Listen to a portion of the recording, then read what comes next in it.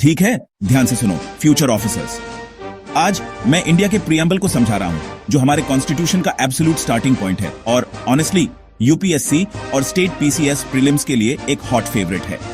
अगर आप technical bits को रटने से थक गए हो तो अगले 3 मिनट तक मेरे साथ बने रहो।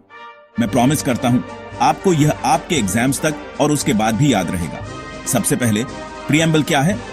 सिंपली पुट, यह इंडिया के कॉन्स्टिट्यूशन का इंट्रोडक्शन है। इसे सोल समझो, यह आपको एसेंस, विजन और कोर वैल्यूज बताता है जिन पर हमारा कॉन्स्टिट्यूशन टिका है।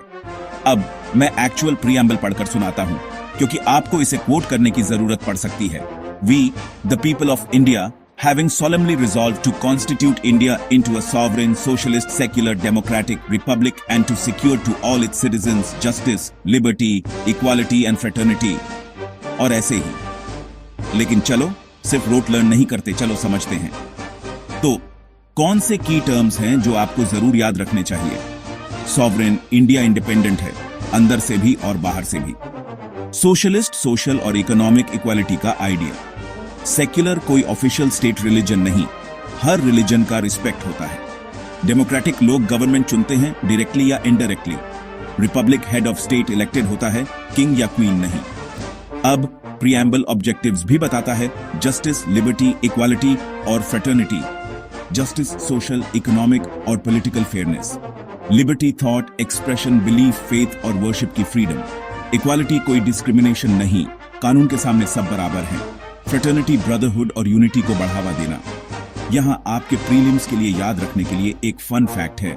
सोशलिस्ट, सेक्युलर और इंटेग्रिटी शब्द बाद में 1976 में 42nd कॉन्स्टिट्यूशनल अमेंडमेंट द्वारा जोड़े गए थे। इसे मत भूलना, यह एमसीक्यूज के लिए एक एब्सोल्यूट फेवरेट है। क्या प्रीएम्बल सिर्फ डेकोरेटिव है? बिल्कुल नहीं। सुप्रीम कोर्ट ने कहा है कि प्रीएम्बल कॉन्स्टिट्यूशन का एक पार्ट है और इसका इस्तेमाल एम्बिगुअस लॉज को इंटरप्रेट करने के लिए किया जा सकता है। तो यह सिर्फ एक प्रिटी फेस नहीं है, इसमें रियल पावर है। क्विक टिप, अगर आपको प्रीलिम्स में कोई सवाल दिखे जैसे which of the following words is not in the preamble या which amendment added certain words, तो अब आप सॉर्टेड हो। इससे पहले कि मैं रैप अप करूं, यहां एक रैपिड फायर है।